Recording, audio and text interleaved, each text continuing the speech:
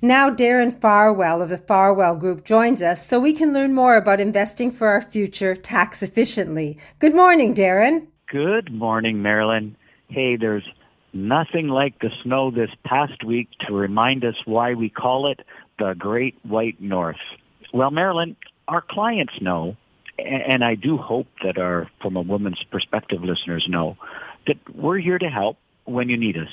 But as importantly, we are also here to help people you care about. So when a family member expressed their concern about not making money to one of my client said, call Darren. And he did. Henry called me. And we weren't on the phone long before Henry said, Darren, my savings are falling behind. And I'm afraid that if my wife and I, or even by some chance, he said himself, lives past our life expectancy, we might actually run out of money.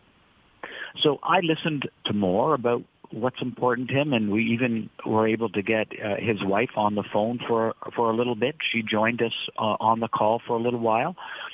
I wanted to listen to what was important to them, what they wanted to get done, and importantly for him, because he had called me about it, what kept him up at night. Interestingly, Henry said that no one in the financial world had ever listened to him like that, not to mention include his wife in the conversation. Well, active listening is a built-in part of our process. But unfortunately, that apparently is quite different. I offered Henry 3 tips to help ensure your savings don't fall behind. Number 1, work with a professional advisor. Henry said that he does. So apparently, as we just discussed, that advisor isn't doing a good job of listening. So how could we expect best outcomes? Number 2, check in on your investments on a schedule. Henry said that he did have semi-annual calls with his advisor prior to COVID. Well, that's good.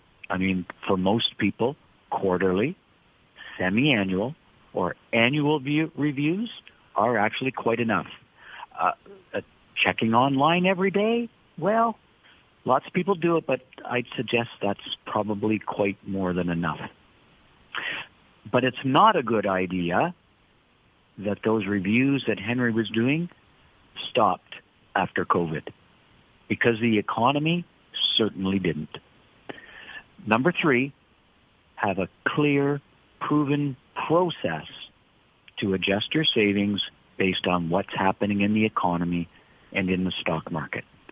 And when I asked Henry about that, he said he had no idea what the process is for managing his savings. And as far as he could tell, very little had changed since 2020. That's not good. And unfortunately, this is also something we see a lot. Henry's savings were not being managed with a specific process to keep up to date. As a result, Henry's savings were falling behind. Our team, the Farwell Group, does have a process.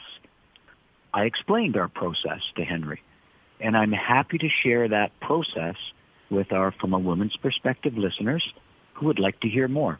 This Thursday coming up, January 27th at 6 p.m., me and my team will be sharing our Outlook 2022 presentation, and you're invited to join. During my presentation, my part of the presentation in particular, I will discuss our process for keeping your savings in the right place for the current circumstances. This is a critical part of ensuring your savings don't fall behind, so you don't have to worry about running out of money or worry about having enough to do those things that are important to you. As I said, I did review our process with Henry in a follow-up virtual meeting that we had, but he's still going to join me and my team for our Outlook 2022 presentation this Thursday, and I hope you will too. Well, I'm registering and I'll be there January 27th, 6 p.m. Just call 416 863-7501 to register and get the link. So join me and the others who don't want to run out of money and chase their savings. Darren, thanks for that information and thanks for sharing Henry's story. I'll see you on Thursday. See you on Thursday, Marilyn. All the best.